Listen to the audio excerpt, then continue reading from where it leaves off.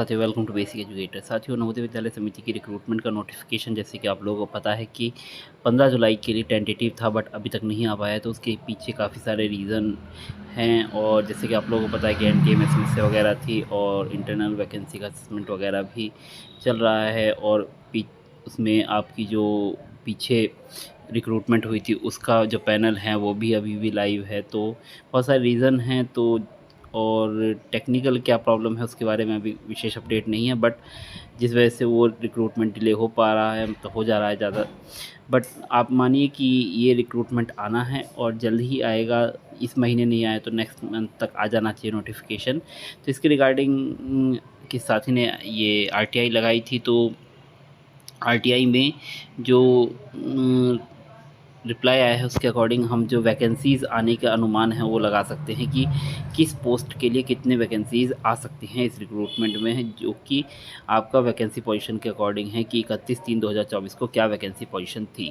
तो उसके अकॉर्डिंग हम एक अंदाज़ा लगा सकते हैं कि इस बार जो रिक्रूटमेंट आएगी तो उसमें पदवार कितनी वैकेंसी आ सकती हैं। तो उसी को हम जानेंगे इस वीडियो में कि पर पोस्ट कितनी वैकेंसी जो हैं इस रिक्रूटमेंट में आ सकती हैं। तो पीजीटी इंग्लिश के लिए 140 पद खाली हैं, तो 140 पदों पर रिक्रूटमेंट आ सकती है। और हिंदी के 120 पद खाली हैं। फिजिक्स में सबसे ज़्यादा 215 पद खाली हैं। केमिस्ट्री में आपके 109, बायोलॉजी में 88, मैथमेटिक्स में आपके 124, कंप्यूटर साइंस में 93, इकोनॉमिक्स में 56, हिस्ट्री में 77, ज्योग्राफी में 59, कॉमर्स में 12। ये पोस्ट आपके जो पीजीटी के पद हैं उसमें खाली हैं। और फिजिकल एजुकेशन जो पीईटी होता है तो उसमें आपके 78 पद खाली हैं। और मिसलेनियस जो आपको पता है कि आपके जो मिसलेनियस टीजीटी होते हैं या जो अदर लैंग्वेज वगैरह जो रीजनल लैंग्वेज वगैरह के होते हैं, बहुत सारे पद होते हैं, तो उसके आपके 35 पद खाली हैं।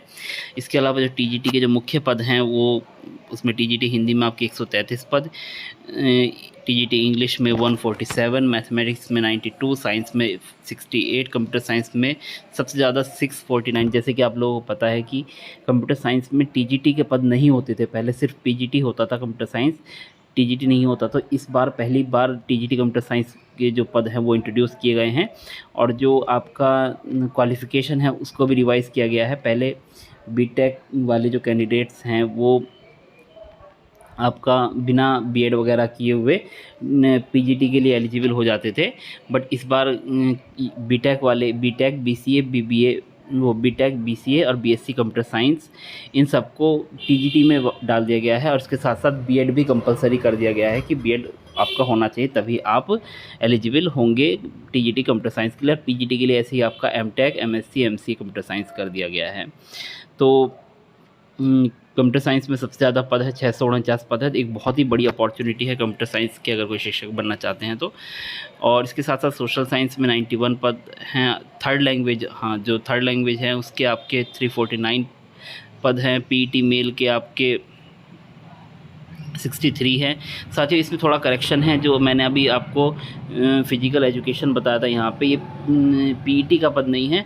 आपको जैसे मैंने अभी पिछले वीडियोस में चर्चा किया है कि पीजीटी फिजिकल एजुकेशन का पद इंट्रोड्यूस कर दिया गया है इस बार।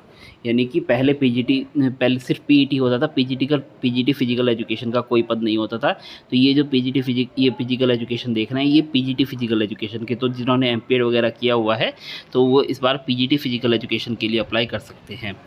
उसके अलावा पीईटी मेल 63, पीईटी फीमेल आपका 48, आर्ट 93, म्यूज़िक 59, लाइब्रेरियन 69, एसयूपीडब्ल्यू के आपके 143 पद खाली हैं। तो इस प्रकार से इतने पदों पे आपकी रिक्रूटमेंट आ सकती है।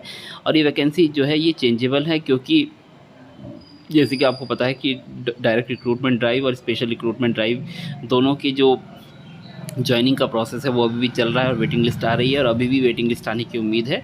तो इसमें थोड़ा बहुत वेरिएशन आपको देखने को मिलता है, बहुत ज़्यादा वेरिएशन नहीं मिलेगा, एक दो पद का डिफरेंस आपको देखने को मिलेगा, ज़्यादा पदों का डिफरेंस देखने को नहीं मिलेगा। तो फ़िलहाल ये आपका जो वैकेंसी पोजीशन है इसके अकॉर्डिंग इतने पदों पर आपकी रिक्रूटमेंट आ सकती है। तो अगर आपके सब्जेक्ट में अच्छी खासी मात्रा में पद हैं तो आप आज ही तैयारी में जुट जाइए, और अपना जब भी रिक्रूटमेंट आएगी तो उस समय के लिए आप अपने आप को तैयार रखिए। तो क्योंकि जब भी रिक्रूटमेंट आएगी उसके बाद आपके पास ज़्यादा समय नहीं होता है।